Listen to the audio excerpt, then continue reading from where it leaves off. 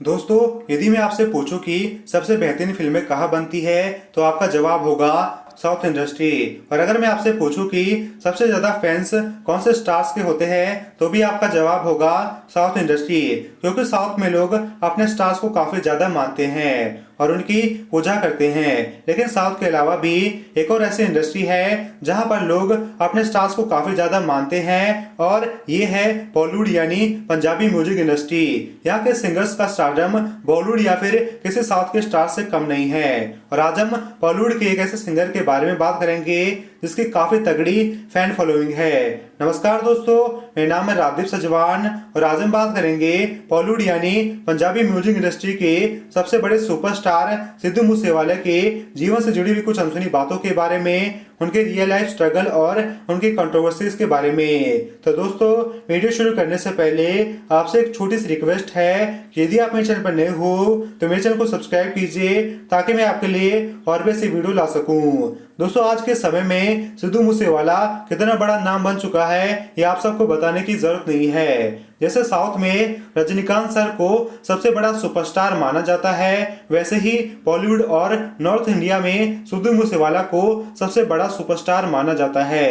इनके फैंस को इनके गानों का बेसब्री से इंतजार होता है और जैसे ही इनके गाने यूट्यूब पर रिलीज होते हैं तो उन पर कुछ ही सेकंड्स में मिलियंस में व्यूज आ जाते हैं और इनके फैंस की ताकत बताने के लिए काफी है। आज के समय में इन्हें हॉलीवुड और बॉलीवुड के कई स्टार्स और सिंगर फॉलो करते हैं। इनके नाम पर यूट्यूब, फेसबुक और इंस्टाग्राम पर कई सारे फैन क्लब बने हुए हैं और ये बॉलीवुड के पहले ऐसे सिंगर हैं जिनके नाम पर इंस्टाग्राम पर सबसे ज्यादा फैन क्लब बने हुए हैं। लेकिन यहाँ तक पहुंचने के लिए सिद्धू मूसेवाला को कितना संघर्ष करना पड़ा इसके बारे में बहुत कम लोग जानते हैं और आज हम इस वीडियो के माध्यम से आपको उनके जीवन से जुड़ी हुई कुछ ऐसी बातें बताएंगे जिनके बारे में शायद आपको पता ना हो।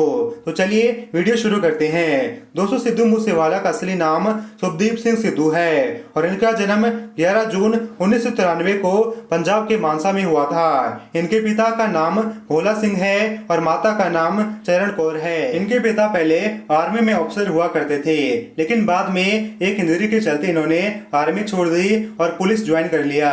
दोस्तों, सिद्धू मूसेवाले को बचपन से ही गाना गाने का काफी शौक था और इन्होंने अपने एक इंटरव्यू में बताया था कि इन्होंने लगभग 6 साल की उम्र से ही हिप हॉप सुनना शुरू कर दिया था और इन्हें इनके शुरुआती समय में इनके म्यूजिक टीचर हरविंदर बिट्टा ने म्यूजिक सीखने में काफी मदद की थी। अपनी स्कूलिंग इन्होंने मानसा से ही कंप्लीट की। स्कूलिंग कंप्लीट करने के बाद ये 2016 में लुधियाना के गुरु नानक देव इंजीनियरिंग कॉलेज में चले गए और यहाँ पर ये अपने पढ़ाई के साथ साथ अपने म्यूजिक के शौक को भी पूरा करने में लग गए। सिद्धू बताते हैं कि अपने कॉलेज टाइम में वे एक एवरेज स्टूडेंट हुआ करते थे और उनके कभी 60 या फिर 70% से ज्यादा मार्क्स नहीं आते थे क्योंकि पढ़ाई में उनका ज्यादा इंटरेस्ट नहीं था। ये तो केवल अपने माँ बाप के कहने पर ही इंजीनियरिंग कर रहे थे। खैर, अपने शुरुआती टाइम में वे केवल अपने दोस्तों के बीच या फिर कुछ स्टेज शोज पर ही गाना गाया करते थे, लेकिन सिद्धू चाहते थे कि उनके लिए भी कोई अच्छा लिरिसिस्ट गाना लिखे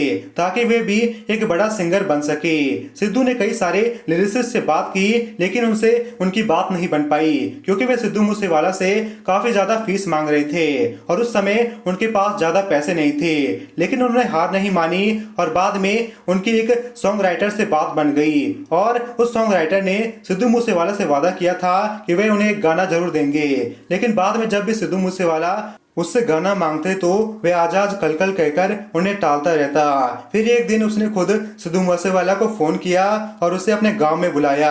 ये सुनकर सिद्धू मूसेवाला काफी खुश हुए और वे चंडीगढ़ से अपनी बाइक में भीगते भीगते उनके गांव पहुंचे और फिर सिद्धू मूसेवाला ने उन्हें फोन किया और उनसे पूछा कि वे कहाँ हैं, लेकिन उसने बताया कि वह उस समय गाँव से बाहर है और ये सुनकर सिद्धू मूसेवाला को काफी बुरा लगा और उसके बाद उन्होंने डिसाइड किया कि वे आज के बाद किसी दूसरे सिंगर का लिखा हुआ गाना नहीं गाएंगे और खुद के लिए खुद ही गाना गाएंगे।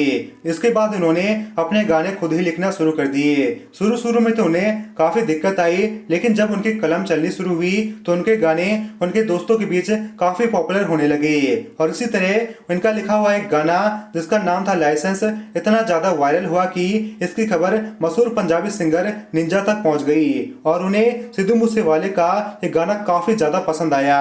इसके बाद उन्होंने ने सिद्धू मूसेवाला से इस गाने को खरीद लिया और ये गाना रिलीज होने के बाद एक सुपरहिट सॉन्ग साबित हुआ। इसके बाद भी सिद्धू मूसेवाला ने और भी कई सारे पंजाबी सिंगर्स के लिए गाना लिखे।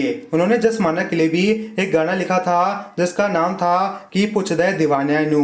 ये गाना भी काफी ज्यादा हिट साबित हुआ था। अपनी ग्रेजुएशन कंप्लीट करने के बाद ये कनाडा चले गए और यहाँ पर उनकी मुलाकात एली मंगन से हुई और उसके बाद एली मंगन ने दीप जंडू और करण औजला से मिलाया। उस समय ये सारे वहाँ पर स्ट्रगल कर रहे थे और उसके बाद इन सब में काफी अच्छी दोस्ती हो गई। दीप जंडू के साथ मिलकर सिद्धू मूसेवाले ने कई सारे गाने किए, जिनमें से सबसे फेमस सॉन्ग था आ गया ने बिलो वही टाइम और जी वैगन सिद्धू मूसेवाला का पहला डेब्यू सॉन्ग भी था। इनके ये दोनों गाने आज भी इतने पॉपुलर है कि आप मिल जाएंगे। इनका ये ग्रुप काफी समय तक साथ रहा, लेकिन बाद में सभी अलग अलग हो गए और उसके बाद कनाडा में सिद्धू मूसेवाले की मुलाकात बिग बर्ड से हुई और इसके बाद ये दोनों काफी अच्छे दोस्त बन गए। बिग बर्ड के साथ मिलकर सिद्धू मूसेवाला ने 2017 में अपने करियर का सबसे superhit song so high release किया और इस सॉन्ग इतना ज्यादा हिट हुआ कि इसने सिद्धू मूसेवाले को रातों रात सुपरस्टार बना दिया।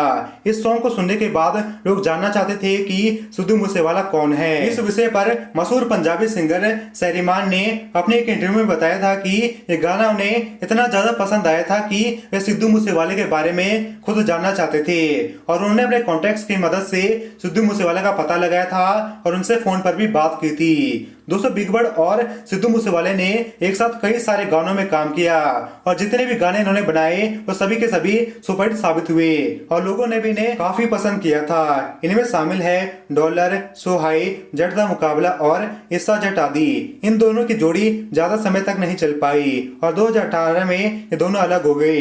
इसके पीछे कारण बताया गया कि बिग बर्ड ने सिद्धू मूसेवाले के गानों को अपने सोशल मीडिया पर लीक किया था और इसके बाद सिद्धू मूसेवाला ने भी इन्हें रिप्लाई किया और काफी समय तक इनके सोशल मीडिया पर बहस होती रही और बाद में इन्होंने एक दूसरे को बुलाना बंद कर दिया।